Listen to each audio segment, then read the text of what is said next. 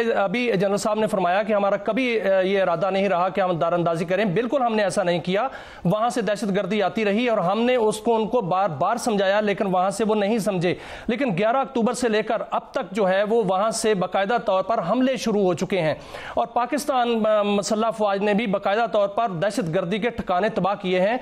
बहुत सी चौकियों पर जो है पाकिस्तानी परचम इसलिए लहराया कि वो दहशतगर्दी के ठिकाने थे और आज भी कंधार में उनका बटालियन हेडक्वार्टर जो है वो तबाह किया है, इसलिए कि वो दहशतगर्दी का ठिकाना था। क्या सर, जब वहां से इसी तरह दहशतगर्दी आएगी, हमले होंगे, तो फिर हमें आगे पेशकदमी करनी चाहिए बजाय इसके कि हम सिर्फ जवाब दें?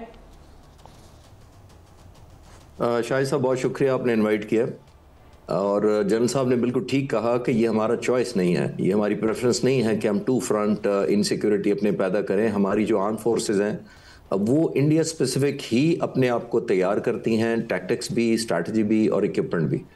तो ये जो अफ़गानिस्तान का है ये हमने मजबूरी के तहत किया है, क्योंकि हमने 80,000 90,000 जनाजे उठाए हैं। सबको सलाम है, आज वो ट्रिब्यूट है उन सिविलियंस को भी, arm forces, law enforcement agencies, police, ये सब का हमारे पे कर्ज है।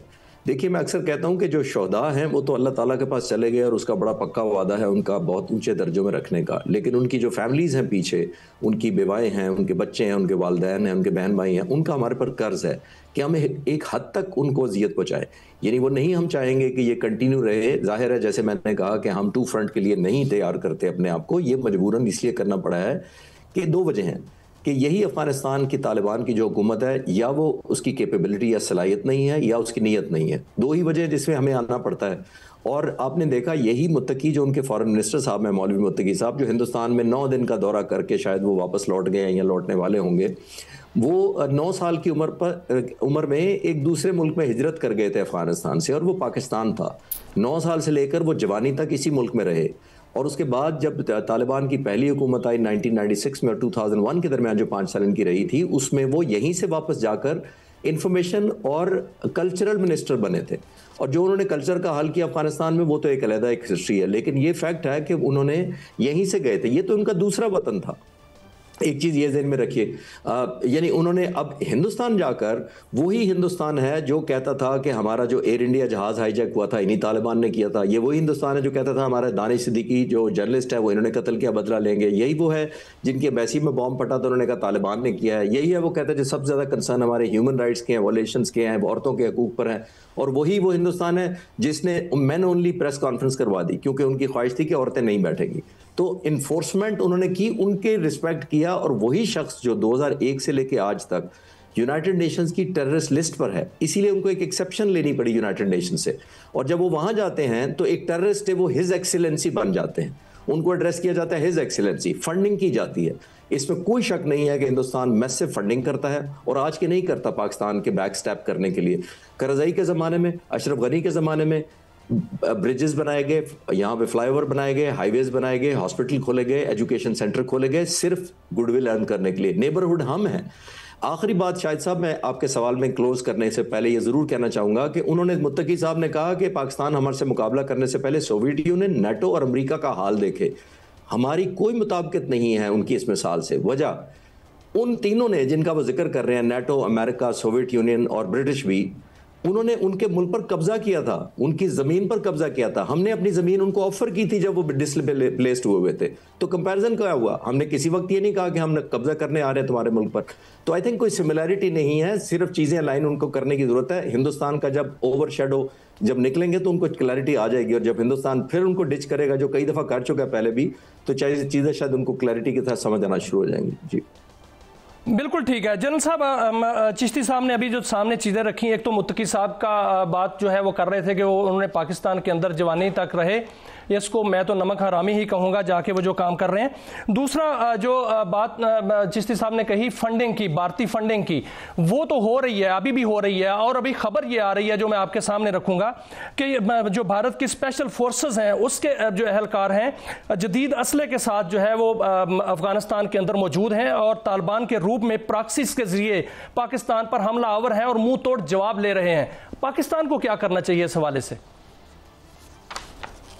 बहुत शुक्रिया जी। सबसे पहली बात तो ये जी कि जो इंडिया की सपोर्ट है उसके बारे में थोड़ी सी मैं और अर्ज़ कर दूँ कि जहाँ तक ये टेररिज्म है, ये कोई आसान काम नहीं है। एक जो टेररिस्ट एक्ट होता है उसके लिए 25-50 हज़ार डॉलर लगते हैं, थोड़ा पैसा नहीं लगता, क्योंकि कहीं से सुइसाइड बॉम्बर ने आना है, कहीं से गाड़ी ने आना है, कहीं से टेक्नीशियन ने आना है, कहीं से वेपन आने हैं, कहीं से खुद कुछ ऑब्जेक्टिव बनी हुई आनी है बनानी है, और कहीं से उनको जो बुलेट प्रूफ असला है वो आना है, नाइट विजन डिवाइसेस आनी है, सो फोर्थ। तो बहुत ज़्यादा फंडिंग जो है, जैसे चिश्ती साहब कह रहे थे, बहुत ज़्यादा फंडिंग जो है वो इंडिया कर रहा है। लेकिन मुझे एक चीज़ की समझ नहीं आती, आपके सवाल का जवाब देने से पहले मैं अर्ज़ करना चाहता हूँ, आखिर उनको पाकिस्तान से प्रॉब्लम है क्या? मुत्तकी साहिब हैं या बाकी लोग हैं जो कि इस मुल्क में रहे, इस मुल्क में बड़े हुए, इस मुल्क में पढ़े, इस मुल्क में जितने भी अफगान लोग रहे हैं वो वहाँ यहाँ से पढ़ लिख के और हुनरमंद बन के गए हैं। बाकी मुल्कों में जहाँ पे भी थे वो लेबर के लेबर ही रहे हैं। पाकिस्तान ने उनको हर लिहाज से ख्याल किया और कभी पाकिस्तान के लोगों ने भी उनके खिलाफ कोई बात नहीं की। तो इन चीज़ों को जहन में रखना चाहिए कि पाकिस्तान और हिंदुस्तान, जैसे अभी चिश्ती साहब कह रहे थे, और अगर इसको कंपेयर करें अफगानिस्तान के साथ, तो हमारे जो बॉर्डर हैं वो अफगानिस्तान से मिलते हैं, अफगानिस्तान के बॉर्डर हिंदुस्तान से नहीं मिलते। उनकी कोई जोग्राफिकल जो है वो कंटिग्यूटी नहीं है, जोग्राफिकली इकट्ठे नहीं है, कोई मजहबी, कल्चरल, कोई लैंग्वेज का, कोई रिश्तेदारियों का, कोई ट्राइब्स का कोई रिश्ता, कोई तहल्लुक नहीं है। तो मुझे समझ नहीं आती आखिर उन्हें क्या चीज़ है जो पाकिस्तान से अच्छे रवैये के साथ, अच्छे तहल्लुक के साथ नहीं मिल सकती। उनका खाना पीना, उनकी लाइफ लाइन पाकिस्तान के थ्रू, और पाकिस्तान हमेशा उनका ख्याल करता रहा है और आगे भी करेगा। पाकिस्तान उनका एम्बेसडर बना रहा है पूरी दुनिया में। पाकिस्तान उनको हर लिहाज से लुक आफ्टर करने की कोशिश की है। आज उनके मुल्क में जितने भी पैसे आ रहे हैं दुनिया के इधर उधर के मुल्कों से, और जिनकी वजह से वो खड़े हैं, वो भी सारे के सारे जो है उसमें पाकिस्तान की सपोर्ट उनको शामिल है, वरना उनके लिए मुश्किल होता। चाइना ने ट्राई किया कि हमें तीनों को इकट्ठे बुला के, चाइना, पाकिस्तान और अफ़गानिस्तान, उन्हें ट्राई किया, इकट्ठे बिठाया। मुझे ये समझ नहीं आती कि आखिर उनको प्रॉब्लम क्या है। अभी coming back to the recipe जी, और जो हल है वहाँ पे वाकई मैं आपके साथ एग्री करता हूँ कि वहाँ पे ज़रूर कोई एम्बेडेड जो है वो इंडियन लोग हैं। जैसे अभी एक ख़बर आई थी कि कोई सोवियत के टाइम के रखे हुए जो मिसाइल हैं वो चलाए गए हैं अफ़गानिस्तान की तरफ से, तो वो चलाने में सिर्फ एक ही मुल्क है जो उनका मददगार साबित हो सकता है या हो सकता है, वो इंडिया है। रशिया कभी नहीं करेगा कि रशिया आके उनके मुल्क में अपने लोग भेजे और उनको पाकिस्तान के ख़िलाफ़ मिसाइल चलाने के लिए इनेबल करे। जितना मर्जी है जी इंडिया सपोर्ट कर ले, जितना मर्जी इंडिया सपोर्ट कर ले, पाकिस्तान अल्हम्दुलिल्लाह खड़ा है बहादुरी के साथ। पाकिस्तान की अफवाज जो हैं उनमें गम और गुस्सा भी है कि हर रोज़ हमारे लोग शहीद हो रहे हैं, हमारे भाई बहन सिविलियन शहीद हो रहे हैं, फ़ौजी, पुलिस वाले, FC वाले। तो ये गम और गुस्सा है पाकिस्तानी कौम में और अफवाज पाकिस्तान में भी, और इसलिए इस मौके को गनीमत जानते हुए वो ये कर रहे हैं कि जहाँ जहाँ तक ये टेररिस्ट हैं और जिधर जिधर की खबरें हैं वो वहाँ पे उनको काउंटर कर रहे हैं, न्यूट्रलाइज कर रहे हैं। आइडियल सिचुएशन फिर भी मैं कहूँगा नहीं है। आइडियल यही होता कि उनका पाकिस्तान के साथ एक अच्छा ताल्लुक हो और पाकिस्तान और वो मिल के इस खित्ते में अच्छे भाइयों की तरह, अच्छे हमसायों की तरह रहें।